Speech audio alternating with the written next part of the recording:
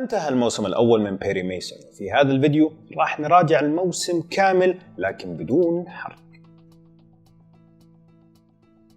تدور قصة المسلسل حول محقق خاص اسمه بيري ميسون، حياته بائسة ما بين ماضي شنيع في الحرب وما بين زواج فاشل، وحدانية ومشاكل مادية. في نفس الوقت تصير جريمة شنيعة تهز مجتمع لوس أنجلوس بالكامل في ثلاثينات القرن الماضي، وتحط في قفص الاتهام أشخاص قد لا يكون لهم علاقة بالجريمة. وخلال أحداث بيري ميسون يصير جزء لا يتجزأ من هذه القضية، سواء كمحقق يحاول يلاقي الحقيقة أو أكثر من ذلك مع تطور الأحداث. القصة عبارة عن قصة بداية شخصية محبوبة جدا في المجتمع الأمريكي، وكانت من أنجح المسلسلات في خمسينات القرن الماضي. بيري ميسون القديم كان شخص أقرب للكمال ومتمكن وحدق، لكن الأسلوب اللي اتبعوه HBO في هذا المسلسل كان أسلوب مظلم أكثر من المسلسل القديم، وطلعوا لنا بيري ميسون كإنسان عنده عيوبه وحسناته وشخص بعيد كل البعد عن الكمال. وعشان كذا التقييمات الأجنبية كانت منخفضة للمسلسل خاصة في بداياته، فأسحب على تقييمهم وخذ الكلام من عندي. لما نجي للقصة، المسلسل تفنن في انه ياخذ وقته وياخذ المشاهد في رحلة تطور شخصيات منطقية جدا. ما بين اول واخر حلقة للموسم راح تشوف اللي صار لشخصياتنا واقعي ومقبول وغير مرضي في كثير من الاحيان، لكن الحياة مو دائما ترضي الجميع. ممكن تحس اول حلقتين ان المسلسل بطيء، لكن هذه الحلقتين اخذت وقتها تعرفنا بكل اللاعبين وبالمجتمع وكل معلومة تحتاجها عشان تعيش مع باقي الشخصيات احداث المسلسل. ينتهي الموسم نهاية مرضية، سواء قررت توقف عن نهاية الموسم هذا او قررت تنتظر موسم جديد. لكن اللي ما عجبني انه رغم ان الموسم كان 8 حلقات فقط، برضو حسيت انه كان في تطويل في بعض المواضيع والمشاهد صارت مملة، وما حسيت انها اضافت كثير للقصة. جزئية الكنيسة والشخصية اللي اسمها آليس كانت جزء جدا مهم في طرح القصة، لكن الوقت اللي اخذته من الموسم زاد عن حده بكثير وكان ممكن يختصر. كذلك موضوع البيت وموضوع العلاقة العاطفية كان ممكن ينفذ بطريقة افضل. طب نجي لجزئية كتابة الشخصيات. أغلب الشخصيات بنهاية الموسم تعمقنا في شخصياتهم وعقولهم بالشكل الكافي إننا نرتبط فيهم، لكن في نفس الوقت يزيد الفضول عندنا إننا نبغى نتعرف عليهم أكثر ونعرف ماضيهم وأسرارهم. كتابة الشخصيات وحواراتهم أعتبره فن في هذا المسلسل. أي تحول للشخصية أو طريقة كلامها يكون مصحوب بعوامل خارجية أثرت فيها، وهذا خلى النقاش والحوار بين الشخصيات يشدك سواء كان جدي أو هزلي.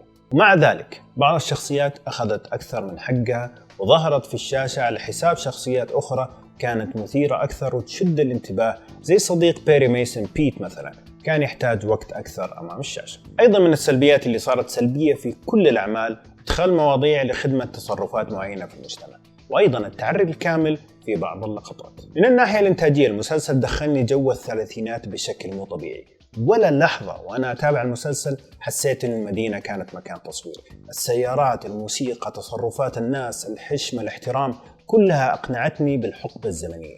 أما الملابس والديكور فهذه يبغالها فيديو لحالها عشان نعطيها حقها من كثر الإبداع اللي فيها. استخدام الألوان الداكنة في التصوير زاد من حدة موضوع الجريمة الشنيعة، وكذلك من المشاكل النفسية اللي بيعاني منها أغلب الشخصيات.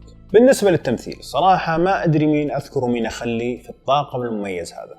لو بركز على ثلاثة، عندك ماثيو ريس بدور بيري ميسون، واللي شفناه قبل كذا في مسلسل ذا أمريكانز، كان فوق الرائع ما بين أداء لدور البائس وما بين تقمص التغييرات اللي قاعدة تصير في الشخصية خلال الموسم. تاتيانا مالاساني بشخصية سيستر آليس مبهرة في طريقة إلقائها للخطابات الدينية وإظهار المشاعر بكل أشكالها بطريقة مقنعة. وكذلك ستيفن روت بدور المدعي العام رائع، ما بين يخليك تكرهه بتصرفاته ما بين يقنعك بأنه قاعد يتلاعب في الرأي العام على هواه. طبعا ذكر بس 3 ممثلين في ضمن للطاقم صراحة. عندك جولييت رايلانس بدور ديلا ستريت، كريس توك، جون ليثغو بدور المحامي اللي كان محتضن بيري ميسون، وكذلك جيل رانكين بدور الضحية. كلهم مع بعض وآخرون كونوا طاقم مبدع ومقنع مع بعض. نهاية الكلام، بيري ميسون القديم كان أول مسلسل يطلع الجهاز الحكومي سواء شرطة أو قضاء بشكل سلبي في الإعلام، ورى الناس أنه ممكن يغلطوا أو حتى يتعمدوا أنهم يحكموا على شخص بريء بالإعدام.